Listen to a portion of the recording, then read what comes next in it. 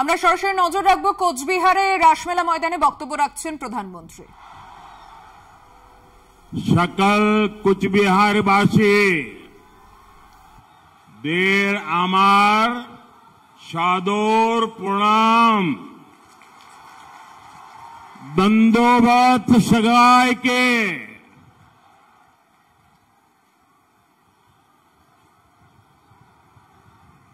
मेरे साथ बोलिए भारत माता की, भारत माता की। मैं मदन मोहन ठाकुर जी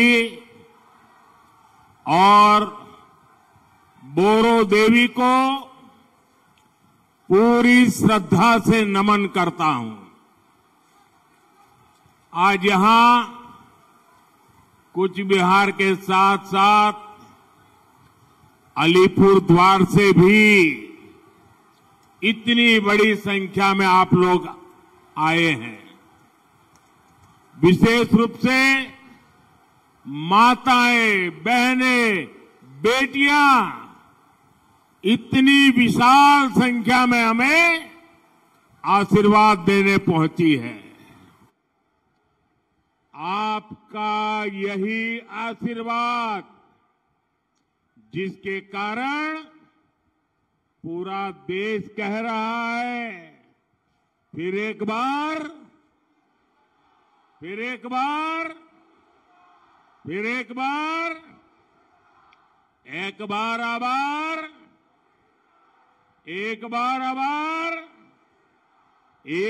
आभार। भाइयों और बहनों, मैं अभी हेलीकॉप्टर से यहां जो बाय रोड आ रहा था, पूरे रास्ते भर ऐसा एक लग रहा था जैसे बड़ा रोड शो हो रहा है। ये आपका प्यार मेरे सर आंखों पर है। आज मैं सबसे पहले बंगाल की मुख्यमंत्री ममता दीदी का आभार व्यक्त करना चाहता हूं, क्योंकि 2019 में मैं इसी मैदान में सभा करने आया था, तो उन्होंने एक बड़ा मंच बीच में बना करके मैदान को बहुत छोटा कर दिया था ताकि लोग मोदी को सुन न सके। और मैंने उस दिन कहा था कि दीदी आपने अच्छा नहीं किया, अब जनता आपको जवाब देगी, और आपने जवाब दे दिया।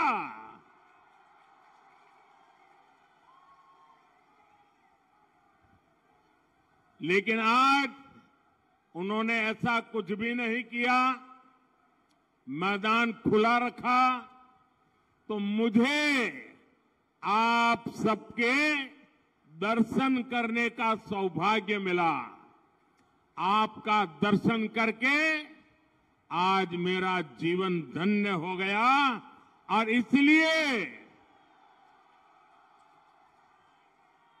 मैं बंगाल सरकार को कोई रुकावट न करने देने के लिए जरूर आभार व्यक्त करता हूं। भाइयों और बहनों, 21वीं सदी का ये समय भारत के लिए बहुत अहम है। ये समय विकसित भारत बनाने का है, और जब भारत विकसित होगा तो बंगाल उसका बहुत बड़ा लाभार्थी होगा। बंगाल के मेरे भाई बहन उसके सबसे बड़े लाभार्थी होंगे। ये समय महाराजा नरनारायण, वीर चिल्ला रॉय और ठाकुर पंचानन वर्मा जैसे महान सपूतों के सपनों को पूरा करने का समय है। और इसलिए 19 अप्रैल को जब आप मतदान केंद्र पर वोट डालने जाएंगे तो इस बात को बराबर याद रखिएगा। और हम याद रखें, ये देश का चुनाव है, पूरे हिंदुस्तान का चुनाव है। ये देश को दुनिया की तीसरी बड़ी आर्थिक ताकत बनाने का चुनाव है। और इसलिए दिल्ली में कोई कमजोर सरकार नहीं, बल्कि स्थिर और मजबूत सरकार जरूरी है। आप मुझे बताइए, क्या देश को दुनिया की तीसरी बड़ी आर्थिक शक्ति बनाना चाहिए कि नहीं बनाना चाहिए? बनाना चाहिए कि नहीं बनाना चाहिए? इसके लिए मजबूत सरकार चाहिए कि नहीं चाहिए? मोदी मजबूत सरकार देता है कि नहीं देता है? आगे भी देगा कि नहीं देगा?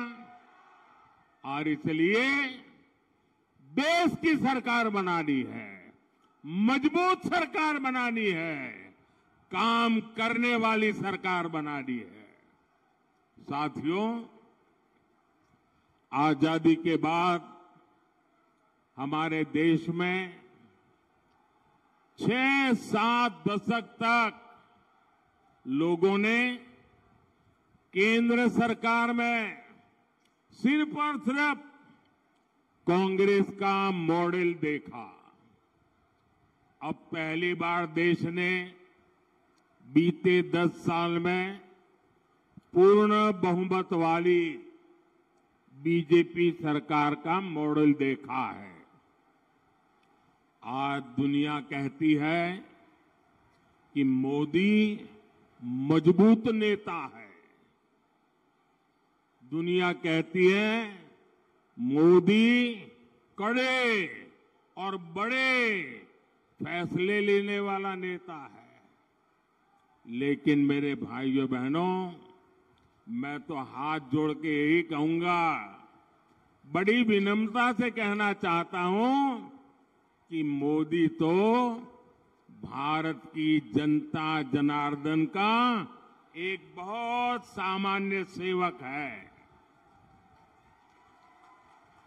मोदी कड़े और बड़े फैसले लेता है क्योंकि उसे 140 करोड़ भारतीयों के सपने पूरे करने हैं। और इसलिए मोदी की गारंटी है, आपका सपना ही मोदी का संकल्प है। मोदी ने गरीब को उसका हक भी दिया और गरीब के वो लूटने वालों के खिलाफ कड़े और बड़े फैसले भी लिए। मोदी ने कड़े फैसले लिए ताकि देश भ्रष्टाचार मुक्त हो। मोदी ने कड़े फैसले लिए ताकि देश आतंकवाद से मुक्त हो। मोदी ने बड़े फैसले लिए ताकि 140 करोड़ भारतीयों को नए अवसर मिले। आज गांव-गांव डिजिटल हो रहा है, घर-घर फोन पहुंच गया है। ऐसा आधुनिक नेटवर्क दुनिया के कई विकसित देशों में भी नहीं है। मोदी ने बड़े फैसले लिए ताकि गांव और गरीब का, एससी, एसटी और महिलाओं का जीवन आसान हो। कांग्रेस तो दशकों तक देश को गरीबी हटाओ का नारा देती रही। ये बीजेपी सरकार है जिसने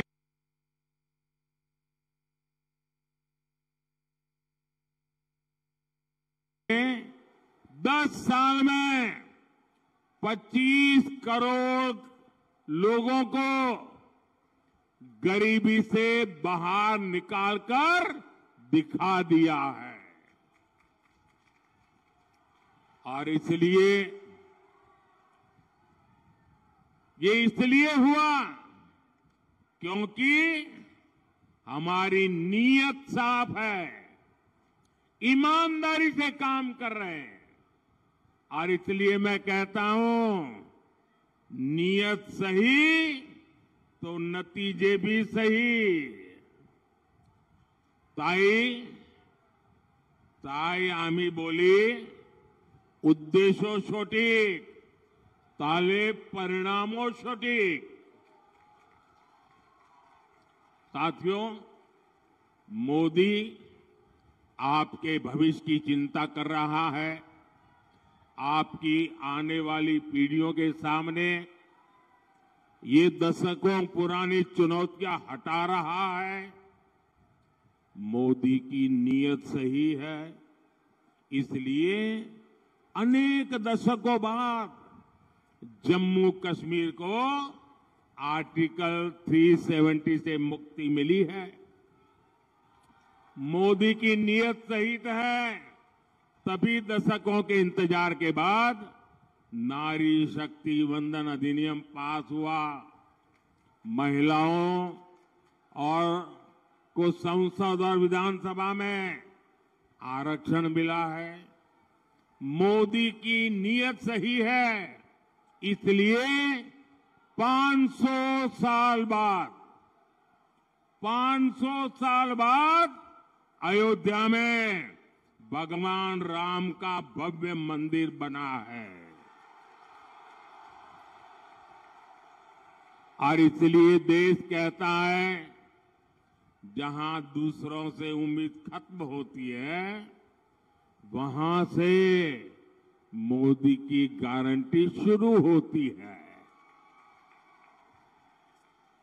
पश्चिम बंगाल के करोड़ों परिवारों को मुफ्त राशन मिल रहा है क्योंकि मोदी ने इसकी गारंटी दी थी।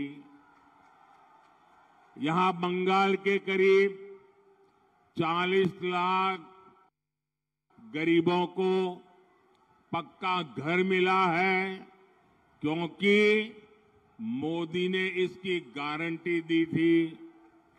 पश्चिम बंगाल के करोड़ों परिवारों को पहली बार टॉयलेट मिला, बिजली मिली, गैस मिला, नल से जल कनेक्शन पहुंचा क्योंकि ये मोदी की गारंटी थी।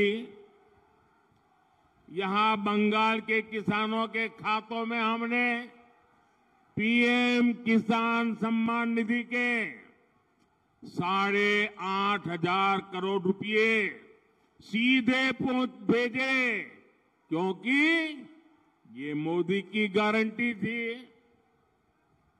और साथियों, 10 साल में जो विकास हुआ, बहुत बड़ी लंबी लिस्ट है। हिंदुस्तान के हर इलाके में हुआ, हिंदुस्तान के हर परिवार तक पहुंचा। बहुत कुछ हुआ है, लेकिन आप याद रखिए, ये जो 10 साल में हुआ है ना, 10 साल में जो विकास हुआ है ना, वो तो सिर्फ ट्रेलर है, ट्रेलर।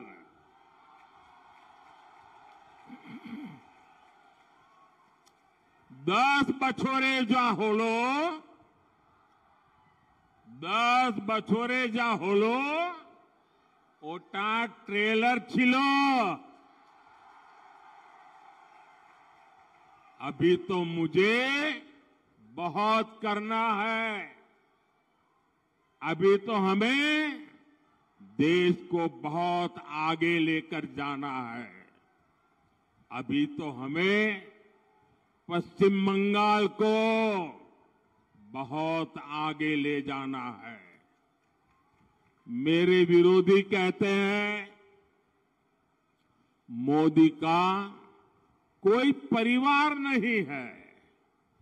अरे मोदी के लिए तो मेरा भारत मेरा परिवार है। मेरा भारत मेरा परिवार है। आप मुझे बताइए, आप भी मेरा परिवार है कि नहीं है? आप भी मेरा परिवार है कि नहीं है? आमार भारत आमार परिवार। भाई और बहनों, बंगाल के विकास के लिए यहां बीजेपी का मजबूत होना बहुत जरूरी है। बीजेपी ही है जो यहां माताओं बहनों पर होने वाले अत्याचार को रोक सकती है। पूरे बंगाल ने, पूरे देश ने देखा है कि कैसे टीएमसी सरकार ने संदेश खाली के गुनहगारों को बचाने के लिए पूरी ताकत लगा दी। संदेश खाली की महिलाओं के साथ जो हुआ वो टीएमसी के अत्याचार की पराकाष्ठा थी। अब बीजेपी ने संकल्प लिया है कि वो संदेश खाली के दोषियों को सजा दिलवा कर ही रहेगा। उन्हें जिंदगी जेल में ही काटनी पड़ेगी। इसलिए यहां हर बूथ पर कमल